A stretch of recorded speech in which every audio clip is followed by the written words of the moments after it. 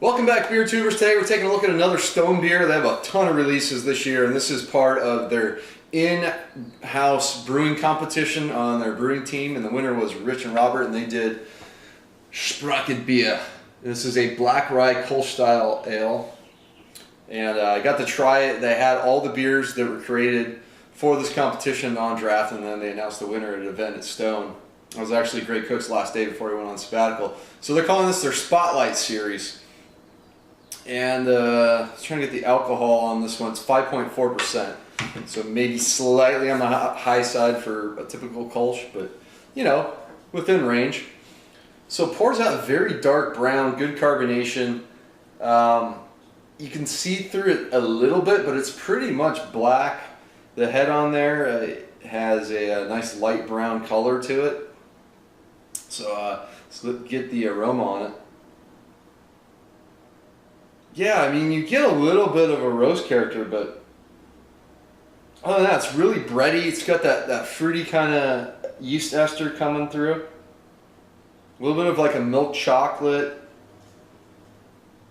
Rice spiciness is present as well. Yeah, really bready. Smells good. Smells, you know, lighter than it looks. Let's put it that way. So let's dig in. Cheers.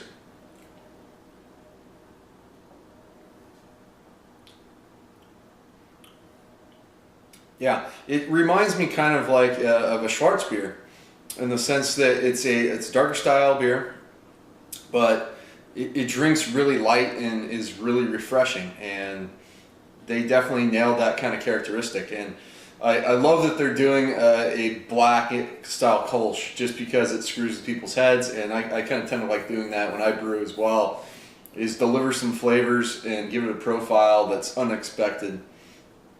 And yeah, it's a nice beer. So up front you get some nice sweet bread, and then you get some fruitiness coming from the yeast, and you're thinking like, oh yeah, kind of get the Kolsch aspect.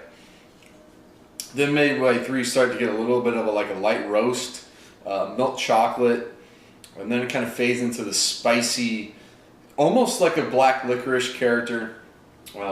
Maybe more, well, let me see. Yeah, maybe not quite black licorice, but it approaches that level on the finish, and not a lot of lingering character. Really easy drinking stuff, just a sort of medium light mouthfeel to it.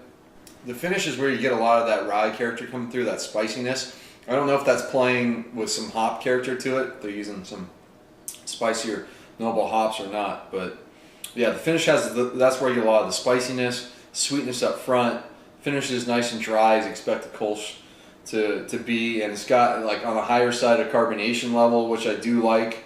I mean, you can swirl up a pretty nice head on there, leaves some good lacing and has good head retention, so the rye is helping out with that. And I don't know if they're using the rye caramelts in this one or what. I really didn't read through all of this, but yeah, I'm definitely enjoying this one. It's solid. It's an easy B, above average type of beer. It's I think the price for me was a little too high for a bomber of this. This is something I'd prefer in 12-ounce bottles in a 6-pack form. And if not, have a bomber be much cheaper than it was. So I guess that's kind of the downside to it. But it's cool to try something new, different from Stone. I'm sure they'll be doing more of these beers, maybe even another one later this year for all I know.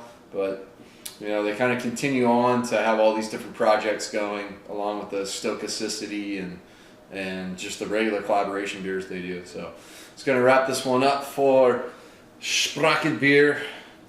Well done, Rich and Robert. Till next time, cheers.